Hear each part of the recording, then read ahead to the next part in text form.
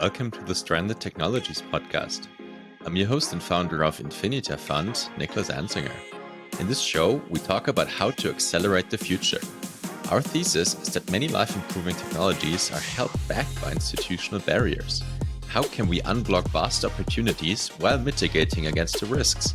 What ethical principles, rules, and regulations can guide us on that path? We will discuss these questions with entrepreneurs, policymakers, and industry experts. If you enjoy the show, please give us 5 stars and visit us at infinitafund.com to join the community.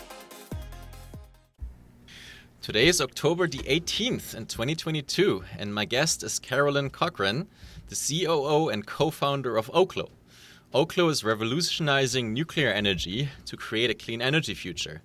I've been really dying to have this conversation. Nuclear energy is probably the best example of a stranded technology. It has the potential to give us a low to no cost carbon economy in the future, but it is held back by political obstacles and regulatory strangulation. So in this episode, we'll learn about how could we potentially unleash a better future that's driven by nuclear power. We'll learn about Oklo and Caroline's mission, powerhouse, micro-scale advanced fission power plants that are orders of magnitude safer than old nuclear power plants can disrupt the energy industry. Caroline, welcome to the show. Thank you so much, Niklas. I'm really excited to chat about this. I'm also joined in this episode by Matt Davis, the CEO and co-founder of Minicircle, a gene therapy platform funded by Sam Altman, prominent supporter of and investor into nuclear power.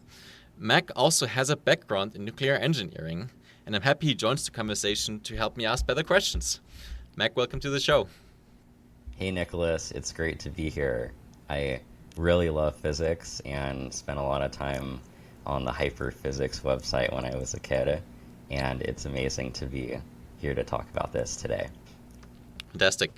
Caroline, before we get to your work, what would you like listeners to know about you? How did you end up doing what you do now? I don't think I've ever been asked that before, but I think when I thought about it, I was wondering if it was me or Oklo or both, but I think for both, the first thing that popped in my mind was that we don't fit in a box. I and Oklo don't fit in a box that I think people are expecting. And I think a big part of that is, like, when it comes to supporters of nuclear power, they're not typically women by an outrageous, disproportionate amount. I think men are more like 60% in favor of nuclear, and women are like 20% or something like that. Those numbers are probably not exactly correct, but when you see the numbers, it's very, very disparate. And that's a very interesting characteristic. But I think what we're seeing is that is changing, but people who aren't in this space aren't aware of that.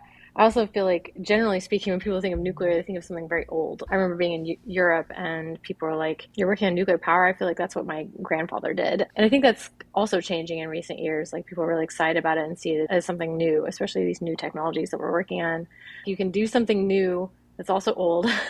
You can be very different in terms of demographics and use that to your advantage, I think, when trying to do something new. I think we're just kind of not what people expect in hopefully a good way. You had already touched on this old nuclear power and new nuclear power. You represent new nuclear power. How would you contrast it? We're fans of fission in all its forms. It's the lowest life cycle carbon footprint energy source out there. So it's pretty important, I think, for the future of humanity and the planet, both sides. And it's unique when something is both good for both, right? Most things, it's like, we should probably use less or do less and so forth, travel less. But it's rare when it's like, hey, we can use more energy and have less impact on the planet, and that's good for us ultimately in the future as well as the planet now or soon. So fission in all its forms is great, but I think one of our key things here at Oklo is we don't believe you have to do the same thing, the things the same way as they were done 60 years ago. It's funny because it's like new technology, but it's also been proven over decades. It just hasn't been commercialized yet. So it's, hey, we can use computers. We can use modern computing.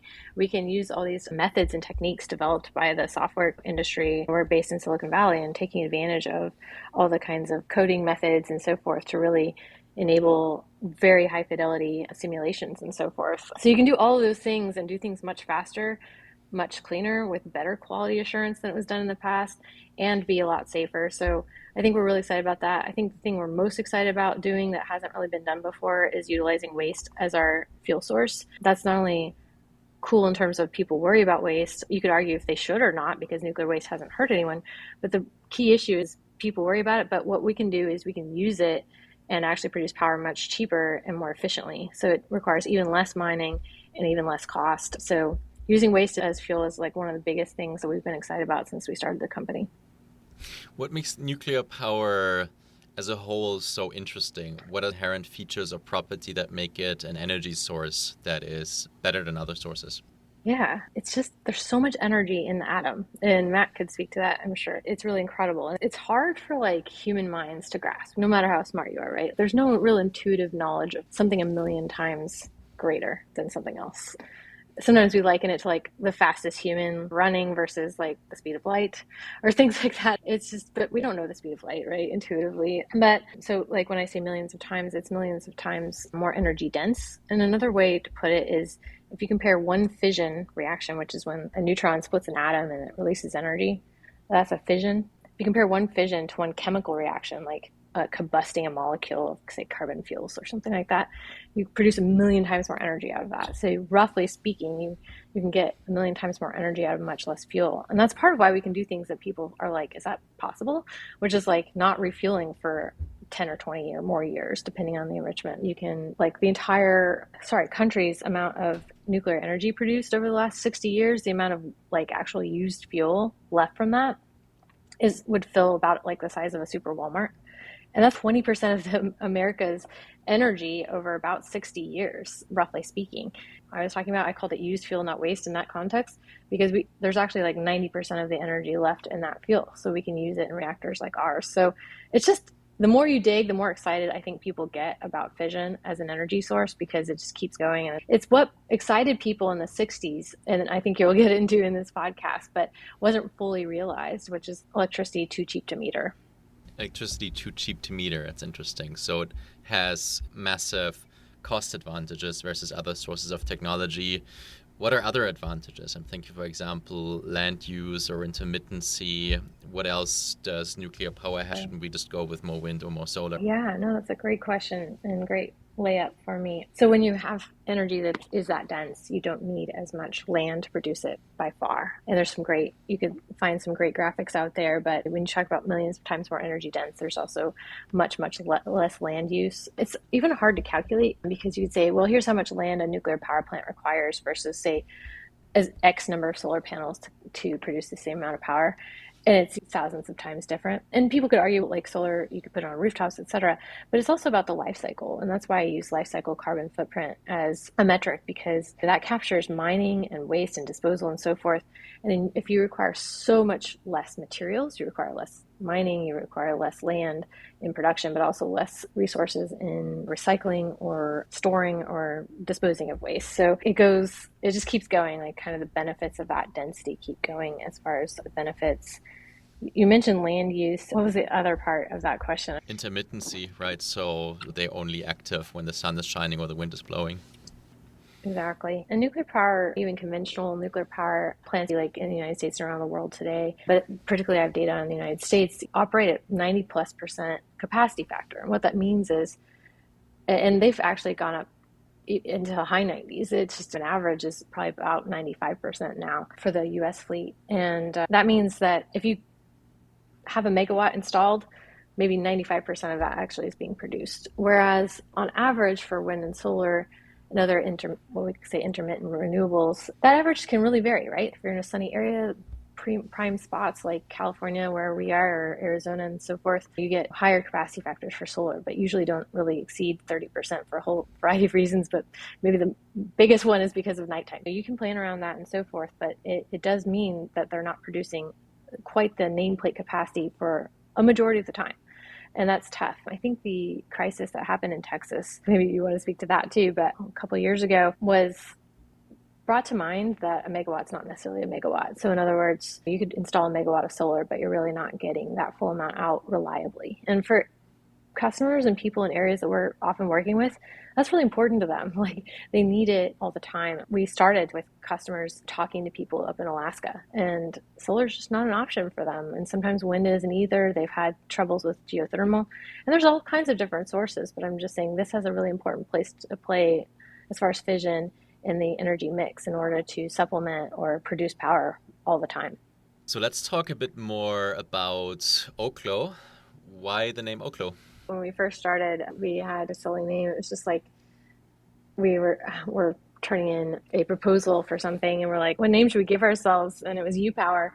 And we never really loved it, but we were planning on using Oklo for our first plant, kind of like we named our first plant now Aurora.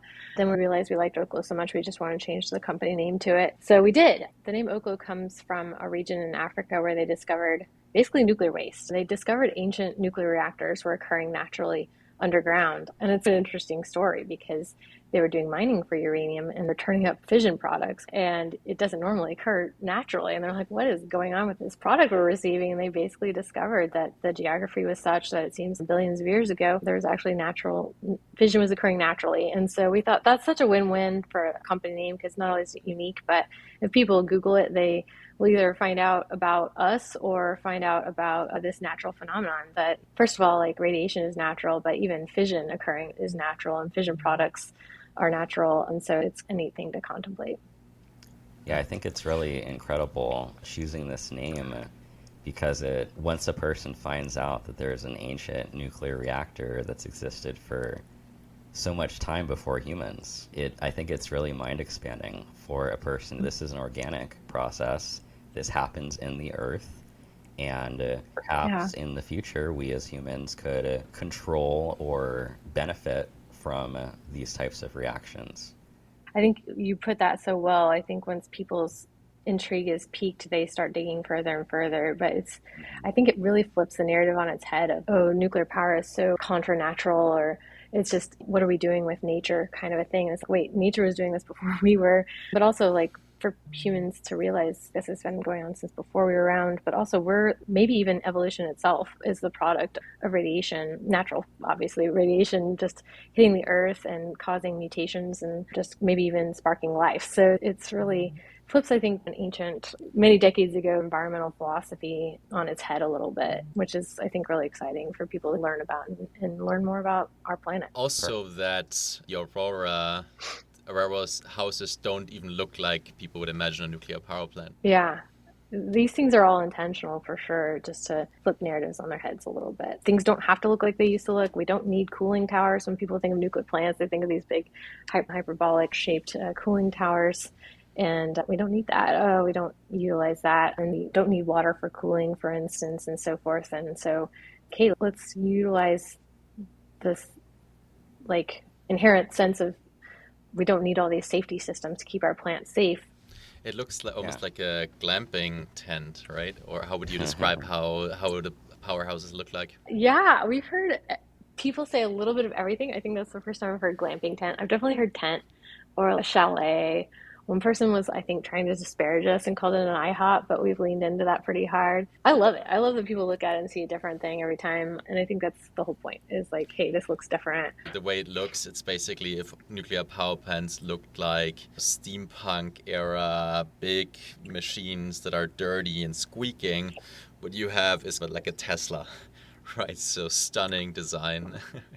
Thank you. Yeah, that's kind of the point. I love the way that it looks relatable. It looks friendly. And I think a huge part of people's fears about nuclear power is that it's not friendly, not relatable, not organic. It's something not natural. But the design that I've seen you put out is just gorgeous. It's like a house that somebody would want to live in.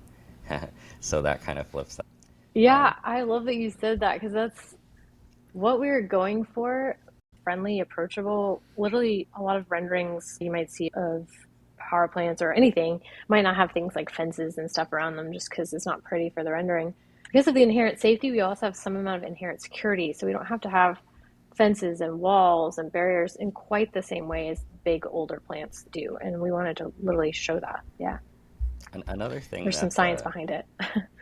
Another thing that the Oklo ancient reactor brings up is that reactor hasn't melted down. It's been consistently going for a very long time. Can you get into some of the safety design of the reactor? I think it's one of your most interesting, biggest selling points. Yeah. I found it's inherently safe for a lot of reasons. Can you expand on that? The most simplest way to describe it is really that we're safe because we use metal fuel. It was demonstrated for many decades in way crazier conditions, like crazier than Fukushima or Chernobyl or whatever. So you need a certain density of atoms for the neutrons to be flying around and hit the atoms. They fission, it sends out a couple more neutrons, and those try to run around, and then hopefully they're making fissions in a chain reaction that we call going critical.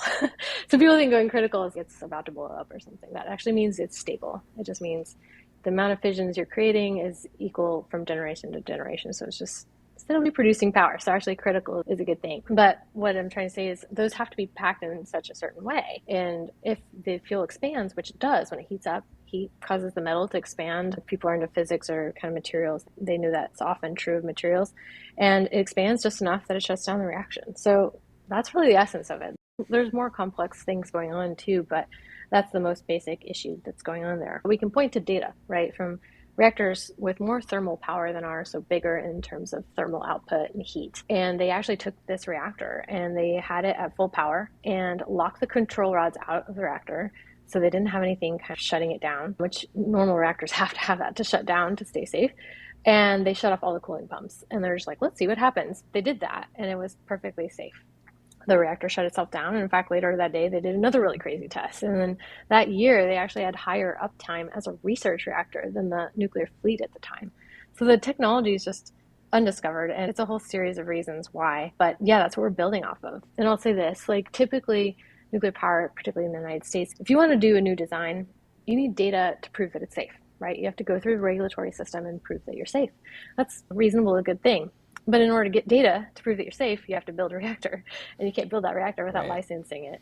And you can't license it without proving it's safe. So people get into this catch-22 of not having data. And so we were like, when we started this company, we were like, let's build on something that already has a wealth of data.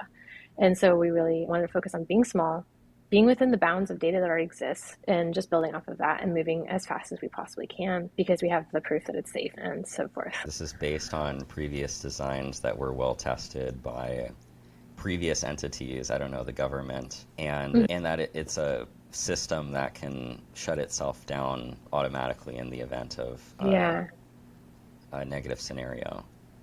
Exactly. Can you talk a bit more about how you discovered that technology? Yeah, so Jacob DeWitt, my co-founder and also my husband, he has had a passion for nuclear since he was like born. He knows all these technologies. He's had experience. He actually had a Q level clearance in high school, which is maybe one of the youngest people. It's hard to even ever know. But so he knows everything nuclear and has always had a passion for it. I think he really got into these reactors, which are liquid metal fast reactors.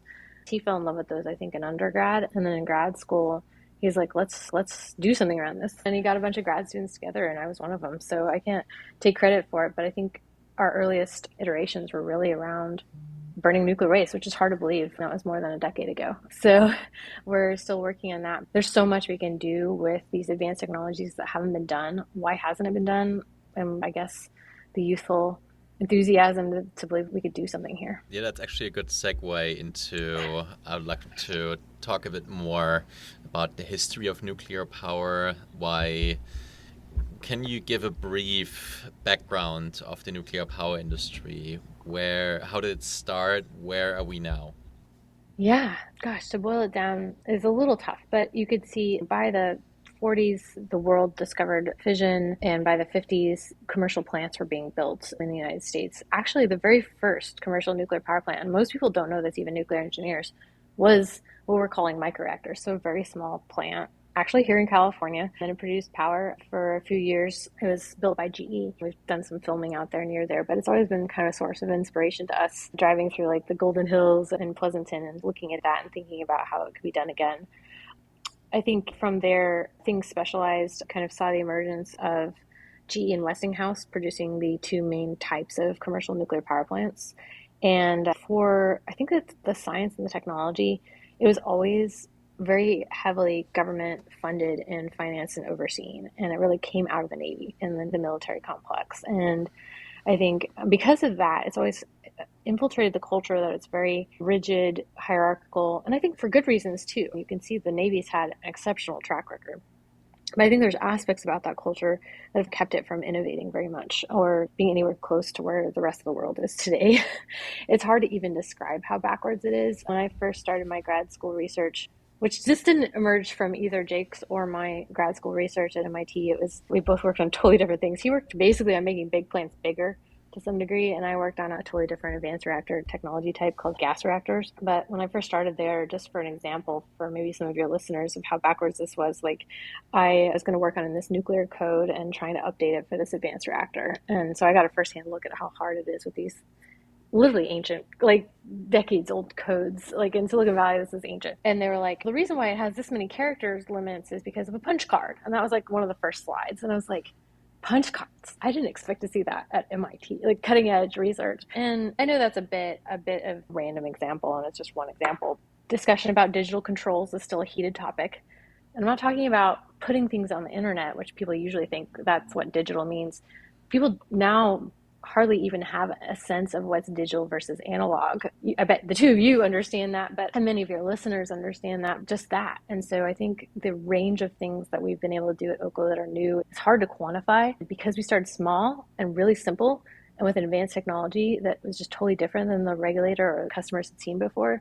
We're able to rethink basically everything top to bottom. And I think that's essential for really doing something new in a space that really hasn't had a lot of innovation in many years. There hasn't been a reactor like turned on that's brand new in many years. So Vogtle hopefully will be one of the first here, maybe later this year, early next year. So it's a lot of things needed to change is our opinion. So let's stop there. Yeah, we're going to talk a bit more about development of nuclear power and the NRC, the Nuclear Regulatory Commission, which hasn't allowed, as far as I know, a new nuclear power plant since 1975, the year when it got started. Yeah, happy to talk to that. Well, let me correct it real quick. Okay. So there have been new plants of all kinds of different types, but what hasn't happened is for a commercial plant that actually started under the NRC to actually get built and start operations. Vogtle would be the first. So since any plants that have been completed in the last roughly 50 years started even before 50 years ago. So there have been there's a qualification to me. It matters because there have been things done, but in research reactors and stuff like that. But when it comes to like commercial power plants, starting in the NRC ends up being a long process. Yeah. It's a regulatory process, right? So they want to make sure that things that come on the market are safe. But exactly. Things are 100% safe if nothing new comes on the market from the new thing, right? Yes, But it means you have the lack of safety from the old things, right? So you have old nuclear power reactors that are probably less safe. You have other sources of energy, fossil fuels that destroy the climate, right? So the whole process of, hey, we're tasked with saying what's safe and what's not, that's also causing a lack of safety, right? Isn't that very frustrating from your point of view? Yeah, no, that's a perfect way to phrase it. And I feel like we've been talking about this more and more lately, just ourselves at Oklo, but also like with other people like yourself and just thought leaders and things, because I think we're coming to reckoning of what are our regulators doing for us as a country. And I think regulators around the world, like how do we get to this plentiful world that we think could be? And it's like, that would be a safer, more prosperous world. So our regulators helping us get to a safer place, which is ostensibly their purpose. And I think there's been a few examples of that recently that aren't just nuclear related. So the whole baby formula shortage and the role of the FDA in that. And babies' lives are in the balance there, and families are stretched thin at a time that the economy is already stretched thin, and they're having to pay $100 or whatever for a bottle of formula or something like that. And they're just expensive costs. And is the FDA keeping babies safe, or are they reducing supply enough to endanger their lives? There's other examples of that. I personally have been watching how regulation has kept, honestly, maybe a too personal story, but I was literally in the hospital yesterday with an aunt who's very sick, and she has diabetes, and it seems very clear that they're like restricted on what they can provide for her. But meanwhile, I'm seeing all these other companies that I admire a lot, maybe you know them, but they're doing like continuous glucose monitoring for people who are just interested in it. And there's so much like research going on that feels private individuals are so far ahead of what I'm seeing implemented in hospitals or with providers and insurance. And I'm not sure where the gaps are in all those places, but it just feels like in the meantime, people are suffering. And so I think there's a whole reckoning or kind of discussion that needs to be had. And then you could look at COVID too. What are the mechanisms at play there? We as a country and a globe were able to get vaccines out pretty quickly, but could we have done it more quickly? Could we have saved more lives? Could we pushed other therapeutics that actually show really great data, but no one picked up on them because of the way the regulated industry seems to work? Or anyway, all these things are very interesting topics. But yeah, I think the same thing with nuclear power. And you put it really well, so I don't know if I can even really add to it. You can be so stringent that you're keeping safer plants from being built, and meanwhile allowing 50-year-old plants to hobble along and just keep adding. One time I was visiting a major plant in Massachusetts, actually, and they're like, oh, don't mind this wall outside of this other wall. They said we had one wall, but we need another wall outside of the other wall. So it was like a cement wall, but they wanted a chain link wall either inside or outside of that. And I was like, sometimes it doesn't even make sense. And so I think there's been too much of that. I think with more light being shown on the topic, and I think people up and down the government chain, I guess you might say, so whether in Congress or inside the regulator or inside the Department of Energy, realizing the public is excited about this. They want to see these built.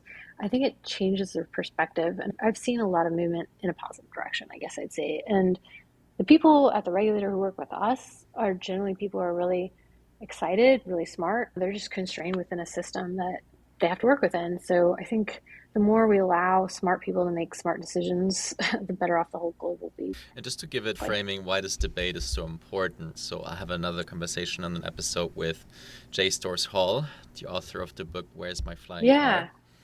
Right, and his thesis was very interesting. He said that the last 50 years we basically experienced a process of economic stagnation, right, and technological progress was halted, right, which is a thesis called the Great Stagnation that's been echoed by like Tyler Cowen or Robert Gordon, and he really ties it back to energy usage, right? So there's something that he calls the Henry Adams curve.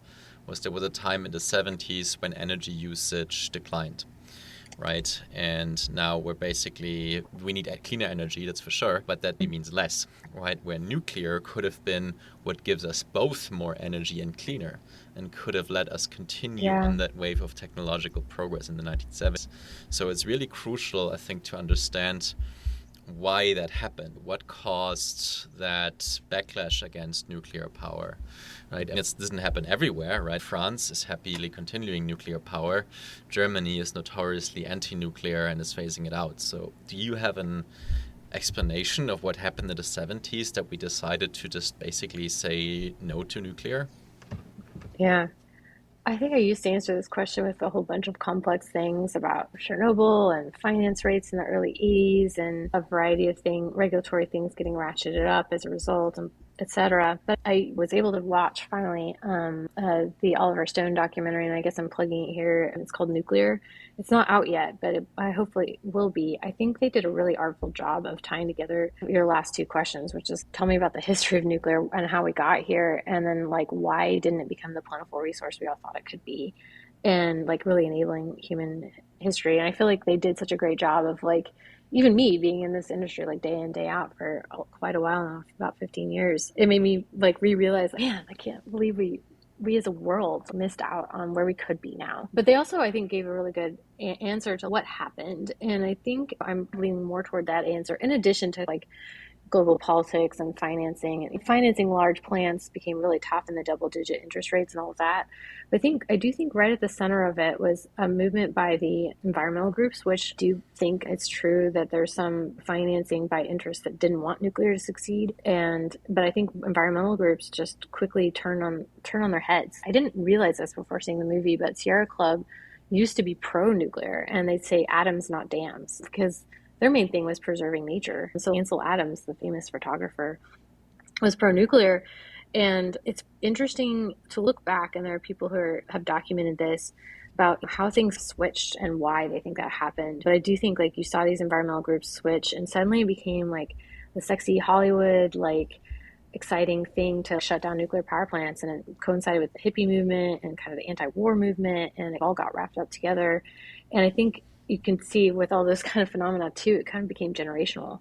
The plus side to all of this is I think that was very much a baby boomer movement. And I think you see like a stark differences between the generations where maybe Gen X is half and half-ish, I don't know. But basically Gen X and younger see their Vietnam War crisis as like climate change and global population growth and sustainability and human prosperity. And it's like really seeing nuclear power as an imperative. So yeah, I know your question was like more narrow, but I think like it's interesting to think about what did happen and what got us here. And I do think it just became like a cultural movement that combined with a whole bunch of things that took us to where we are now. It really had nothing to do with the tech. It was well proven.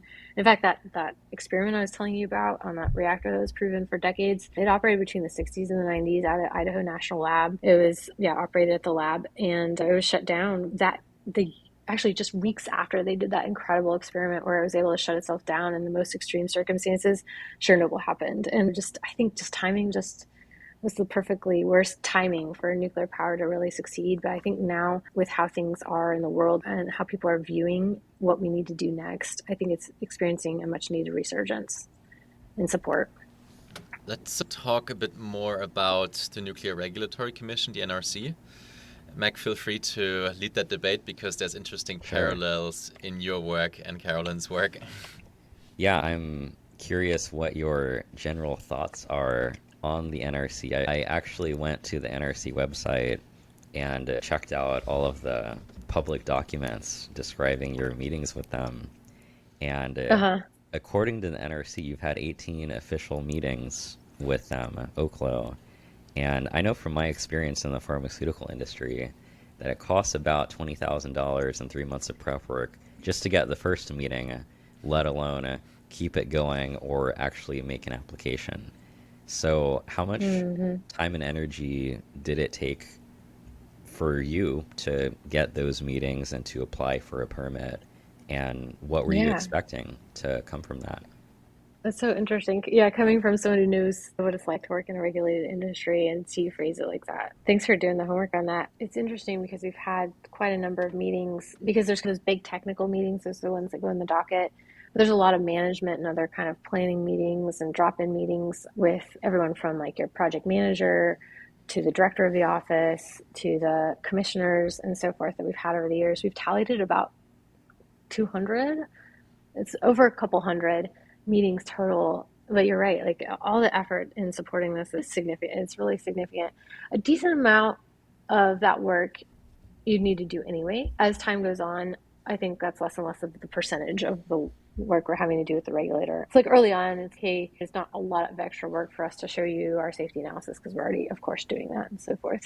So now we've done it, but we're trying to show it in different ways to make sure that it's well communicated. Is a good exercise in a way, but it is time consuming and expensive. I bet most people don't know is in this industry, unlike for instance, like the FDA and some other industries like FAA and so forth, we have to pay 100% of every hour of agency time on our application or any work. So if there's 10 people in a meeting for 1 hour, you're paying 10 people times 1 hour times whatever the annual hourly rate is that for that year, fiscal year. So right now it's, if you wanted to make a round number, about 300. I think it's 290 something for this fiscal year, and it keeps going up. So like you can see how meetings really add up just in fees. But of course, like to your point, a lot of the cost is really on our side that isn't quite as obvious. Many hours of many staff on the Oklo side preparing and both documents, reports, but also slides and actually being in the meetings and sometimes flying out to support them and so forth.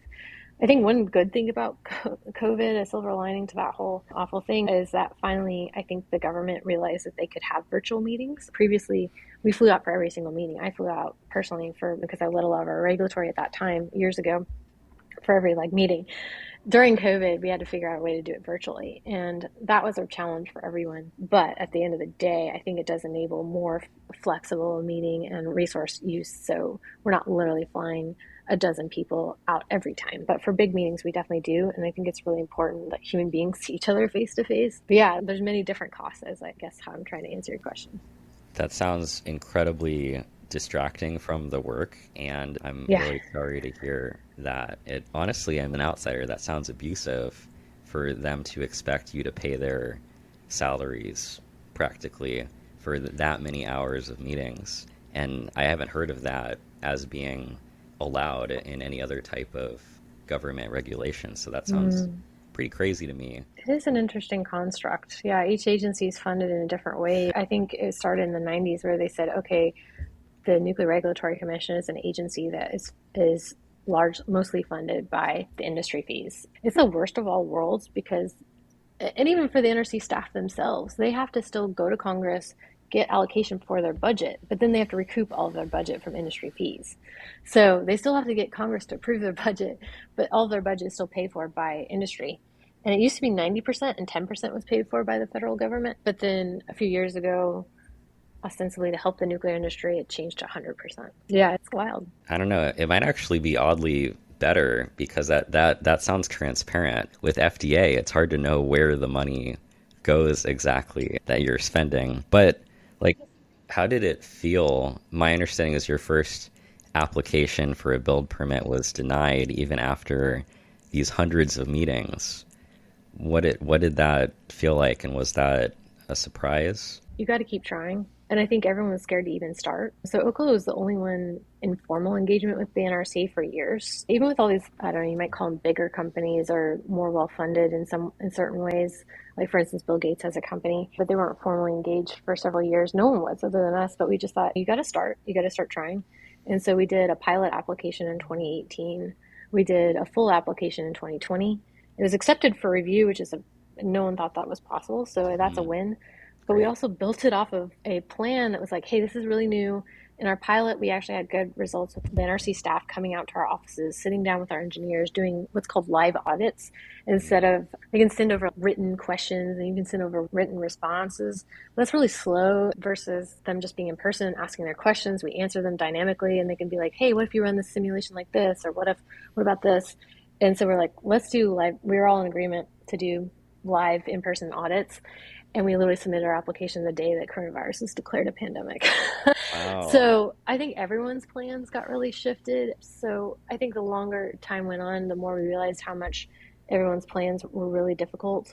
And ultimately, the NRC's held to a timeline of 3 years, which is generally a good thing, I think, for a motivating thing for everyone to do things in a timely manner. But it's really tough when 2 of those years are years that, in both DC and California, things are largely shut down. It's hard for staff to have meetings.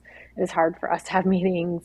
For the first few months, I know where you live, I guess you're in Austin, but for the first year of COVID in California, like we couldn't eat in restaurants or things were shut down. Like the next week after we came back from DC, having some meetings and submitting our application, like Mountain View is a ghost town. Like you couldn't even get toilet paper. So that's the world that we were in then. And I think what's really good is now we're like, I think third time's the charm, and we're working on resubmitting. There's some good turnover that's happened at the NRC too, I think, and the team we're working with now is like really motivated. We're still on a faster track to submit a license application than basically anyone else, but now we have the benefit of a lot of years, a lot of prep. So it was really tough. I'm not gonna lie, that was incredibly tough on a personal level and a company level, but like at the same time, like we learned from it and we're on a good track. There's some other reasons why that actually ends up being good that people will find out soon. But yeah, it's been tough, but it's been a good year. So many things are coming along right now.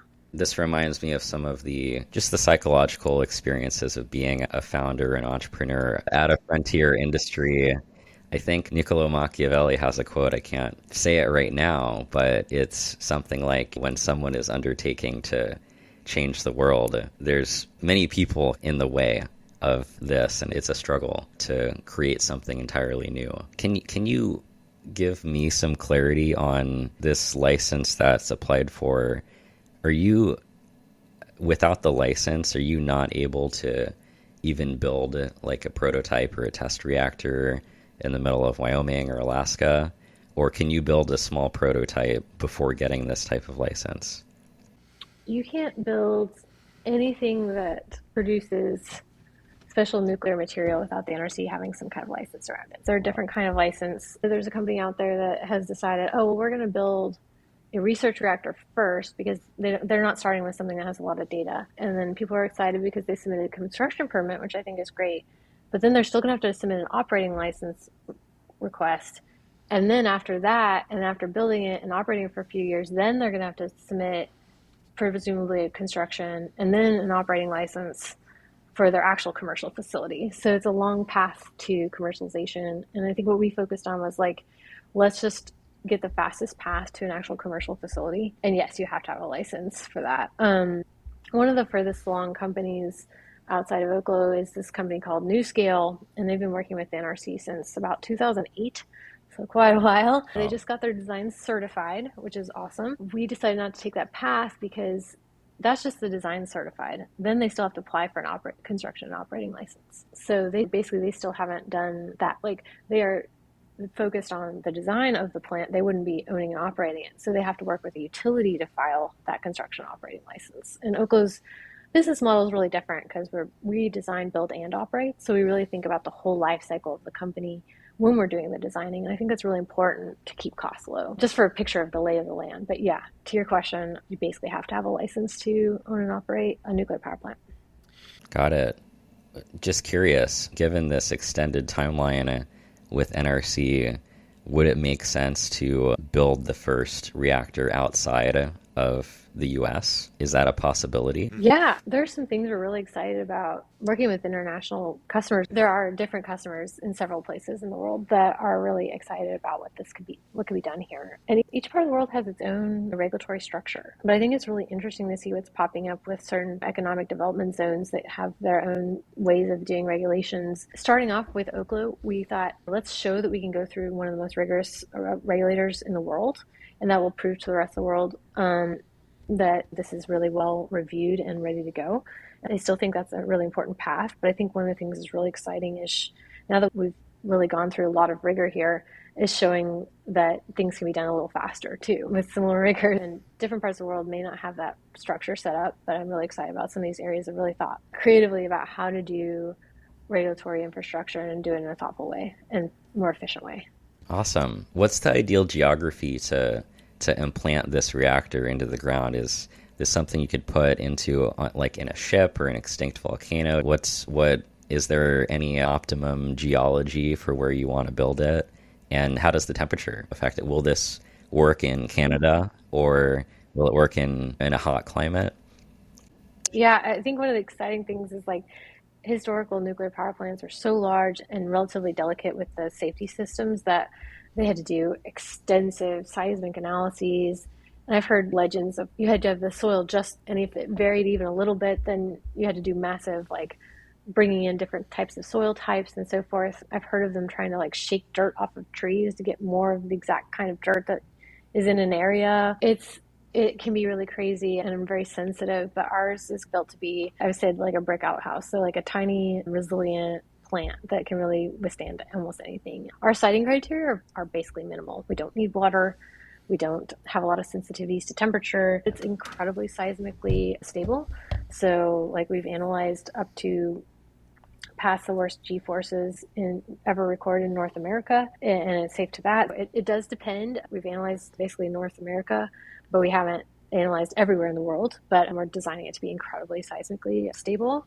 And the requirement not to have water is really a big one because historical nuclear power plants and even like large coal plants and certain other plants need access to a body of water and the environmental effects that has, but we don't need that. We can cool the air. So yeah, it's pretty flexible. And then the actual square footage of what you need is on the order of a large house or a decent sized commercial building. So it's really like very flexible in that way. None of our components are truly massive. They're designed not to have to be.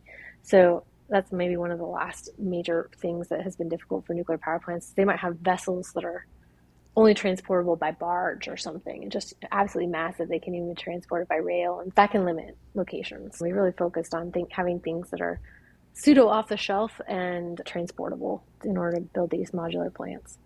Yeah, having it air cooled and having the modules be transportable by truck, that just sounds so incredible because it means you could theoretically build one of these just about anywhere. It makes me wonder what the world would look like if there were small reactors that were generally around instead of this old world gigantic multi-billion-dollar nuclear system that takes decades to build. It just gets your thoughts going, and so that's where I love like talking to people about this, because if you're like, oh, could you couple it to desalination in like remote areas? And yeah. Could you pull carbon out of the air and turn it to jet fuel? Yeah. So you could have your own self-sustaining island. Could you mine cryptocurrency? Yeah. So you can, if you have enough energy, really is what it comes down to. You can have all the other resources needed for life, but also beyond just sustaining life, but like having a flourishing life. That's really the backbone of a great economy, is having access to energy. And so you can do anything. You can have indoor greenhouses, like bring fresh produce to Alaskans in the middle of winter or like north wherever. So it's really cool. You can make water and yeah, it's amazing. Love those little vignettes you just painted. I feel like people have a poverty of images in that it's hard to imagine what the world would be like if it was better and different. People feel what it's like now. There's this ambient nowness, and it's, oh, okay, everything's okay. It's not changing too fast.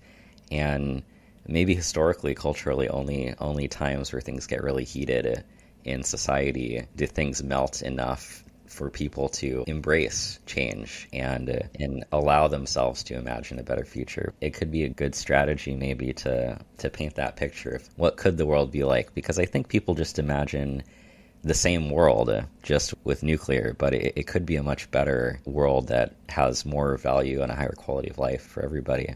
That's so fascinating how you put that. The ambient nowness, I'll quote you.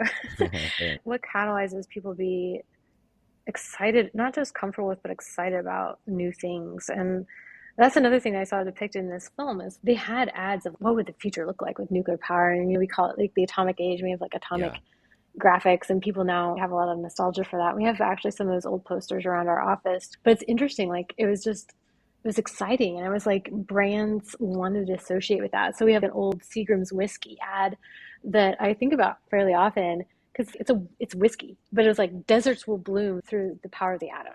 There was this depiction in that film, is what I was going to say about, I think it was Westinghouse did like an ad of the house of the future. It was like Essence time, and it was like robots will do more, and like refrigerators will be able to do all these things and all these automated things. And man, we're still not quite there, but I think we're getting back to this optimism that I see. And I think only people that are looking, I think once like different generations take the helm, there's like a different cultural shift there. And I think what's happening now is people are not just like seeing the need, like you said, melt the ice enough to think about what the world could be like, but to cause like motivation. Like, oh my gosh, if we don't do something, like our world will be something we don't want to be in. And so, yeah, it's really exciting though. I like keeping it on the positive side. Is there's kind of two sides of that coin. It's like we don't want the worst scenario, but it could be the best scenario, like how the world could move forward.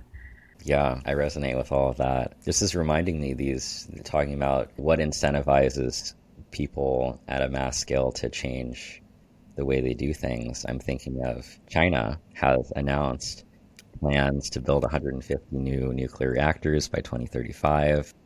Do you think that's a credible claim? Is that actually going to happen? And if that does, would that spur the US to change their tone, and the NRC might be a little faster at approving some of these things?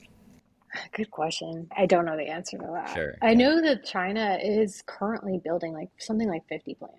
So like right now. So the idea that they build another 50 by 10 to 15 years from now seems plausible. It seems China, for better or for worse, if they're like, we're going to do this. I've visited there quite a few, like it was around 2008, 2007, and they don't have some of the same regulations, for better or for worse, that constrains development. And so I'm not saying the rest of the world needs to be like that, but I think to your first question, I think it is. I would believe it generally. There's some really, I was shocked to see they have pretty ambitious goals for reaching net zero. I can't remember the phrasing that they used, but low carbon power footprint, especially given their current reliance on coal, is pretty massive. But they've done some insane projects, right? Like the Three Gorges Dam and whatnot. How much does it affect America? It should ignite a little bit of competitiveness for the United States. But at the same time, we've seen Russia, a country with far less economic resources. Like, I think it's less than even just the state of California. And they've built all kinds of things, floating reactors and advanced reactors. And they've had microreactors powering in Siberia for decades. People don't even know about that. It's not new, really. You just have to have a country or a legal framework that says you can do this. I'm really excited. Like I mentioned, there's some economic development zones that I think can show like, hey, you can do this with the exact same regulatory structure as the United States and do it faster. So I think that's really intriguing to watch what's going on in some of those areas. Are there forward-thinking regulators who, would be willing to join us on that path and implement sort of simple reforms? What do you think are the hopes for that? It's like the devil's in the details. And I think maybe for me in particular, is I've delved in the details for a long time now. You see how actually the regulations as they're written are not too bad. If you wanted to read it, if anyone wanted to read it and go to sleep at night, they could pick up the regulations and read it in not too long, right? Like the applicable regulations as they're written in the Code of Federal Regulations in the United States, are not that many pages really, but it's all this guidance that's written around it, and kind of, if you want to call it like extra biblical, like words around requirements to meet the regulations, or basically advice to meet the regulations. Guidance is technically not required, but recommended ways to meet the regulations. And so those, one thing that's nice for us and a reason why we did something new is people are like, they can't even do what's already there. How can you do something new with them? But maybe paradoxically, it's, I think in some ways easier for us and for them to strike out on a little bit of something new because there's not this burden of precedents that they have to meet.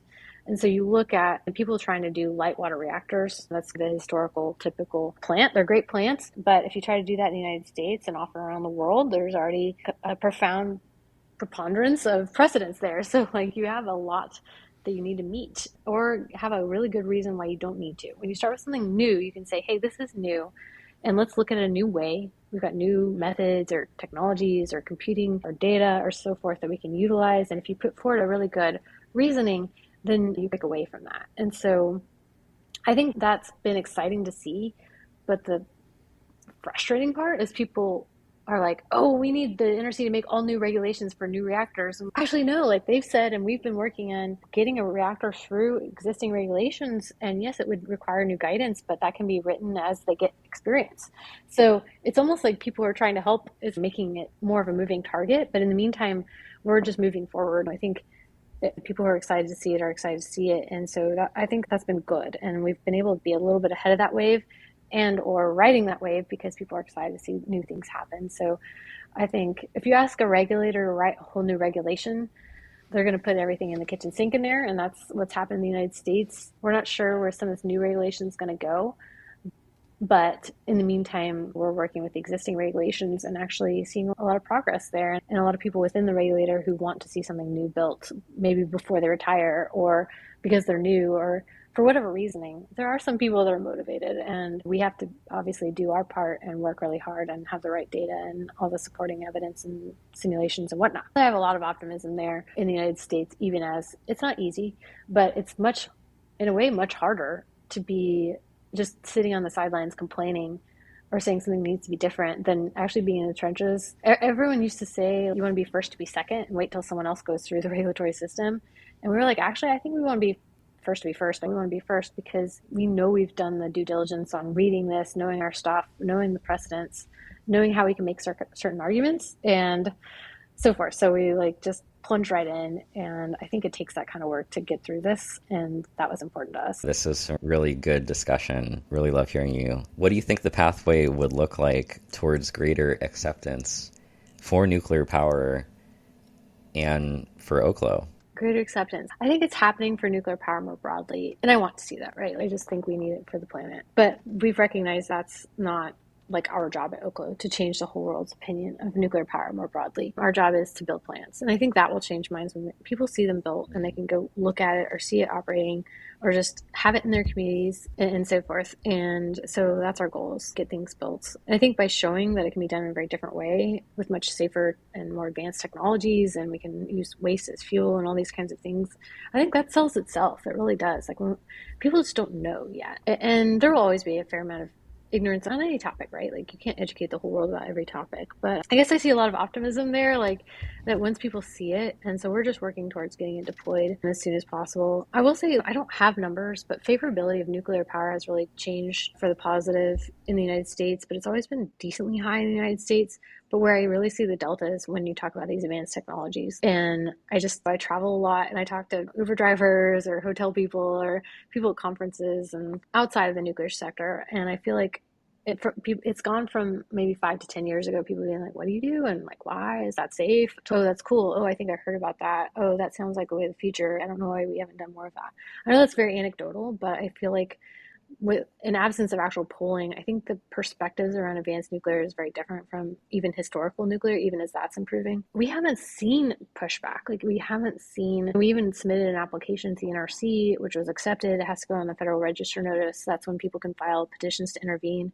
And often environmental groups in the past would file these things, and we didn't get that. There's one kind of abnormal petition, wasn't a petition to intervene, but a petition to, I can't remember what they did, and it was filed like after the time limit, but they accepted it anyway, but it was unanimously thrown out. So we're just not seeing that kind of pushback. So I do feel like it's changing. I feel like public acceptance and interest, we're just trying to flip it from not my backyard to an opt-in model. So because we sell power through PPAs, power purchase agreements, communities can say, I want this, sign a power purchase agreement. So we're only really going to places that already want us. So it's pretty cool to see all this stuff coming together. I, for one, cannot wait to see a world in my lifetime that is revolutionized by nuclear power. Yes. You really did your homework and you already know, I think. So you asked some really good and different questions than I usually get. Caroline, it was so amazing to have you on the show. We learned a lot about one of the most stranded technologies in the world. I really enjoyed it. It was fun for me.